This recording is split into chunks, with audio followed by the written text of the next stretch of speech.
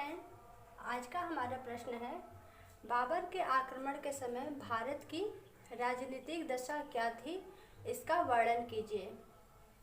तो आइए देखते हैं इसका उत्तर क्या होगा। उस टाइम भारत की राजनीतिक दशा क्या थी।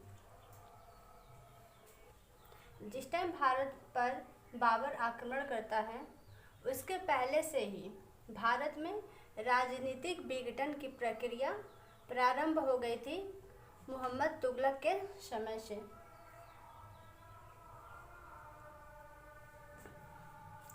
और मोहम्मद तुगलक के समय में ही दक्षिण में दो राज्य की स्थापना होती है। दक्षिण में देखिए, दक्षिण में दो राज्य की स्थापना होता है। कौन से दो राज्य थे? विजयनगर और बहमनी राज्य की स्थापना होती है। यह अपने आप को स्वतंत्र कर लेते हैं, दिल्ली सुल्तान से स्वतंत्र।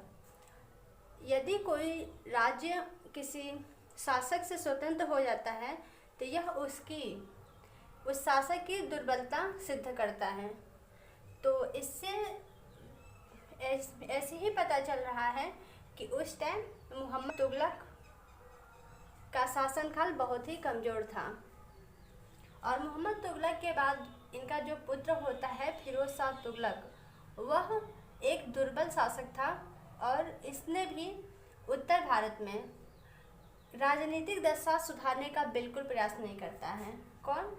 फिरोज शाह तुगलक जो है, यह उत्तर भारत में अपनी राजनीतिक दशा सुधारने का बिल्कुल भी प्रयास नहीं करता है।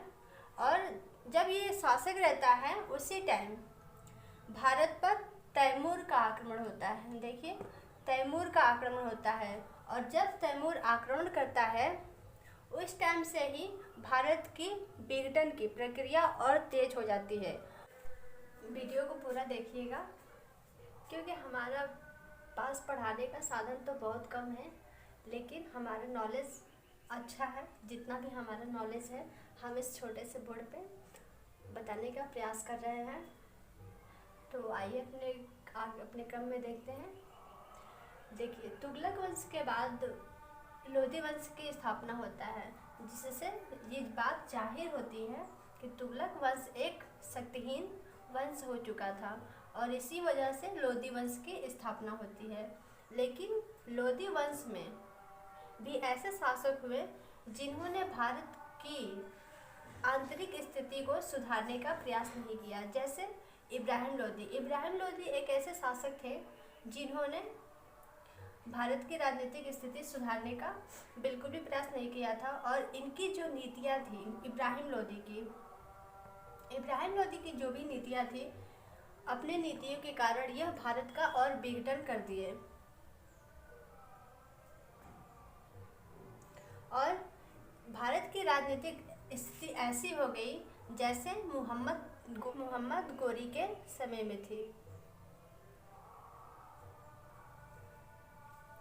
तो आइए देखते हैं कि उस टाइम भारत की राज्यों की स्थिति, उस टाइम जितने भी राज्य थे उनके राजा कौन थे और उनका आपस में संबंध कैसा था।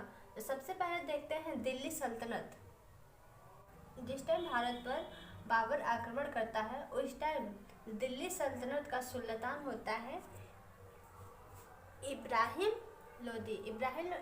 लोधी उस टाइम का सबसे मजबूत शासक था और एक शक्तिशाली राज्य की स्थापना भी की थी। लेकिन इस शक्तिशाली राज्य में समस्त उत्तर भारत सम्मिलित नहीं था और छोटे छोटे टुकड़ों में बटा हुआ था।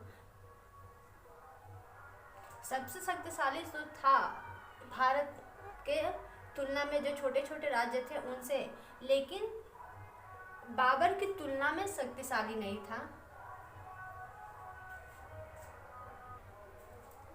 हम जितना भी बोल रहे हैं आप उसे अपने भाषा में, अपने शब्दों में, अपने नोट्स पर लिखें, आपको अच्छे मार्क्स मिलेंगे। इस छोटे से बोर्ड पे हम बहुत कुछ नहीं लिखवा सकते हैं। हम जो बोल रहे हैं आप उसे ही लिखने का प्रयास कीजिए।